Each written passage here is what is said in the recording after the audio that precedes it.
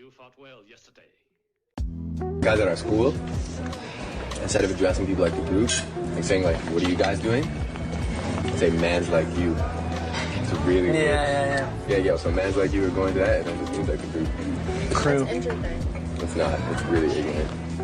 What about rude? That's rude. No. That's a good thing? That's fat? Sort of, it bugged me, man. It bugged me because it was like somebody I looked up to at one point. It was somebody that I was like, I used to see out and be like, yo, that's that nigga, you know what I'm saying? He's doing his thing. He opened for Jay. You know, he had records. He was killing them. He worked with Pharrell. He worked with the Clips.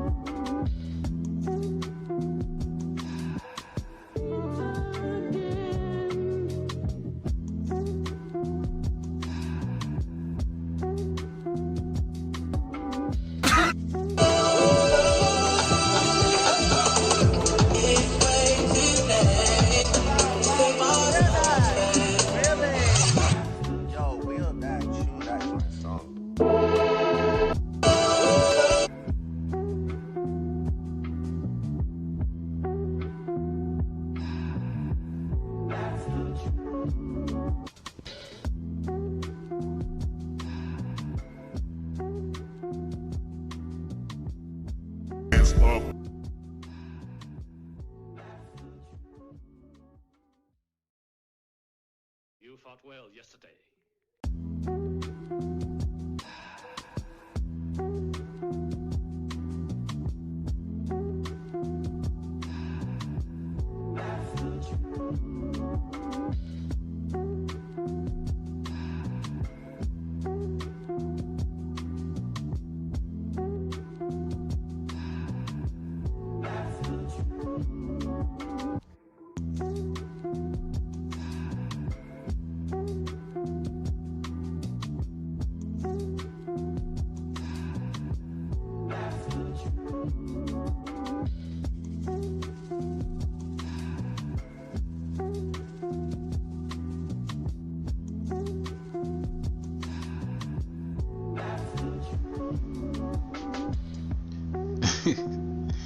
This is from February 2016. 2/16.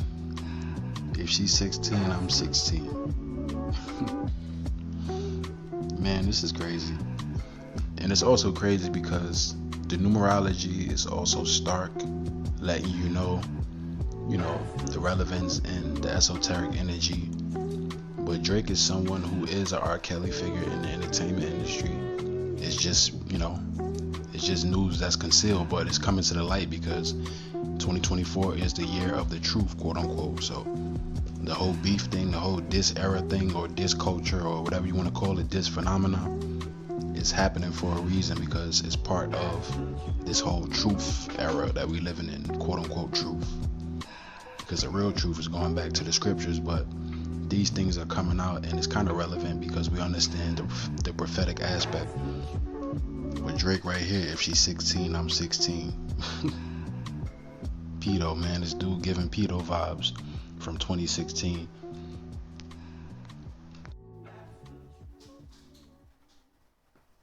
So the number 16, it has a strong relevance in this whole dynamic between Drake and Kendrick Lamar.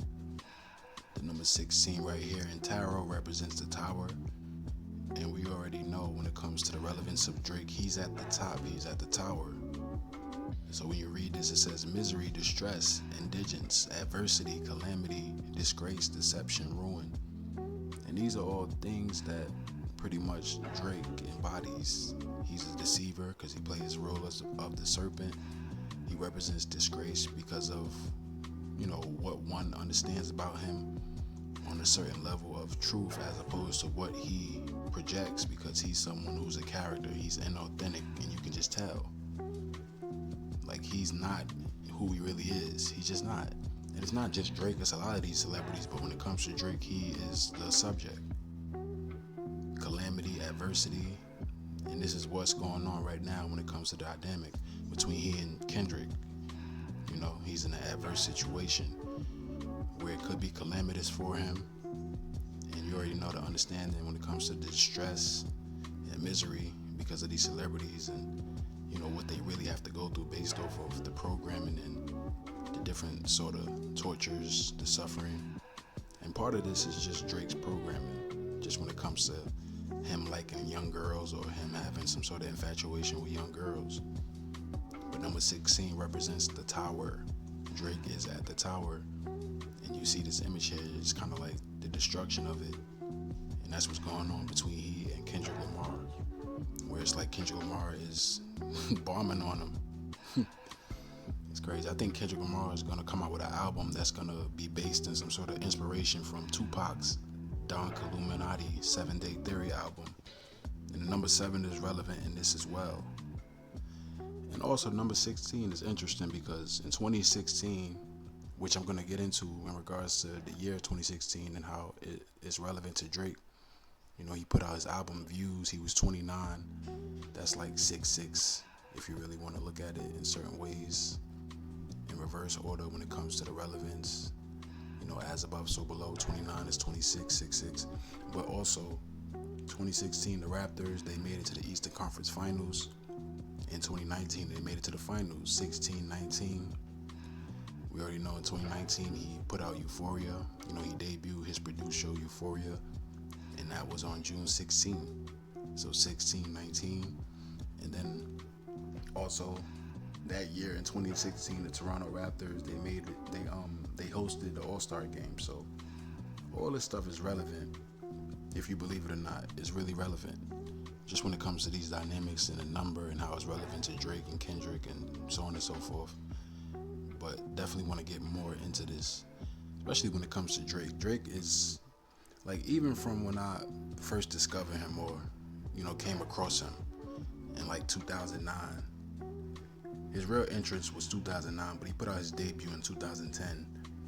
I looked at this dude like, who is this guy? Like, you can just tell he's somebody that's just, he's like a character, you know?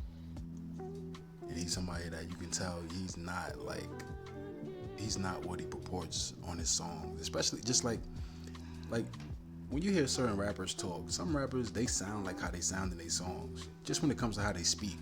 Like, Drake is someone you can tell is just an actor. Like, he's great at putting on. Like, he makes it so believable. But just from understanding, like, his upbringing in regards to just on the surface with the whole Degrassi thing and just certain videos of him talking a certain way and things that he would talk about that would be kind of like contrary to what he represents now, it's just kind of weird, and it just tells you like what he really is. He's an inauthentic person, you can just tell.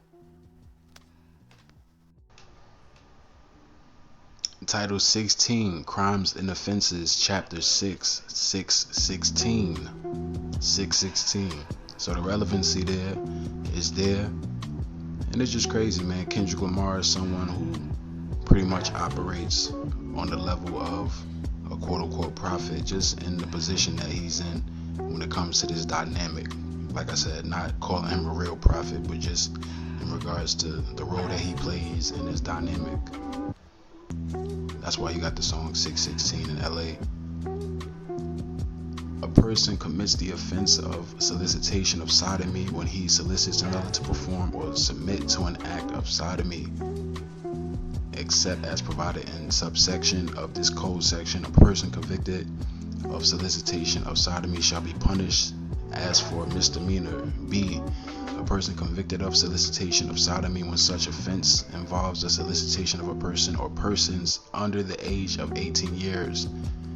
Remember, Drake say, if she's 16, I'm 16. Under the age of 18 years to perform or submit to an act of sodomy for money shall be guilty of felony and shall be punished by imprisonment for a period of not less than 5 nor more than 20 years, and shall be fined not less than $2,500 nor more than $10,000. interesting, but we already understand how powerful Drake is, so this was something that was concealed for a long time for a reason.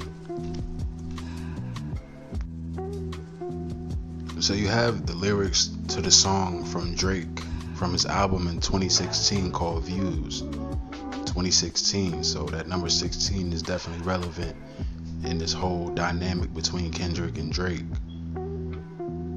And this is from the song Child's Play.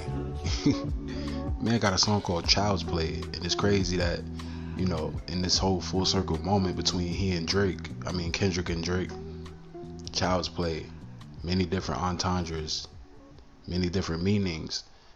And Drake also has a song called Teenage Fever. So what is Drake in the industry? What type of position does he play? Is he an R. Kelly figure? I believe so. And the relevancy between Teddy Pendergrass and Drake is there. It's just an underline. Teddy Pendergrass was an R&B and soul singer in the 1970s and 1980s before he started his singing career. He was the drummer for the band The Cadillacs. This is the line from Child's Play. I just want to let you know that someone love you back or the Cadillac like I'm Teddy Pendergrass. Now, let's get into the Teddy Pendergrass and Drake connection. The underlying connection. It's not an overt connection, but it's an underlying connection. And it's relevant to the whole Kendrick Lamar thing.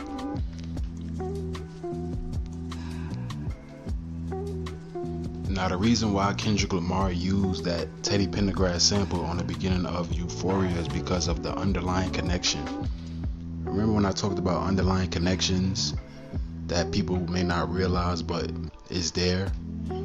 These are dynamics that have always been played out in the entertainment industry. Teddy Pendergrass, Degrassi. Drake was on Degrassi. Teddy Pendergrass, he was in an accident in 1982 and that put him in a wheelchair. We already know about Wheelchair Jimmy. Now people may be laughing like this dude is reaching, but I'm telling you, it's an underlying connection. Because Teddy Pendergrass, he reached his demise in 2010. And Drake took off in 2010. He released his album in 2010, June 15th. One day before June 16th. And we already understand the relevancy when it comes to 616 and this whole beef between Kendrick Lamar and Drake. That's all esoteric and numerological. Teddy Pendergrass was confined to bed rest for life and was unable to have any more concerts or performances due to a car accident that occurred on March 18, 1982. 4 years later, Drake was born. The Serpent. He was driving his Rolls Royce on the Pennsylvania highway when he lost control of the vehicle and crashed into a tree. Pendergrass suffered a spinal cord injury that left him paralyzed from the waist down.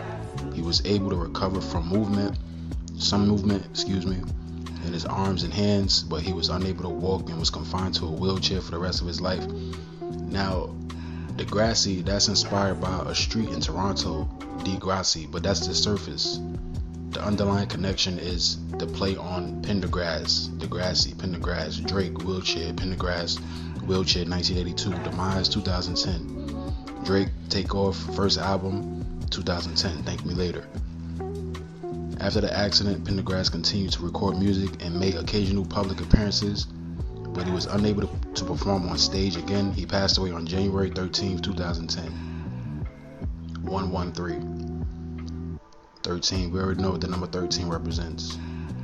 The accident had a profound impact on Pendergrass's life and career, and it also brought attention to the importance of spinal cord injury research and advocacy. Pendergrass himself became an advocate for people with spinal cord injuries, and he helped to raise awareness about the challenges that people with spinal cord injuries face and the importance of accessible housing and transportation. And this whole beef between Kendrick Lamar and Drake is like Drake playing the spineless one, the serpent, the one that's going to get taken down ultimately by, the hero, the savior.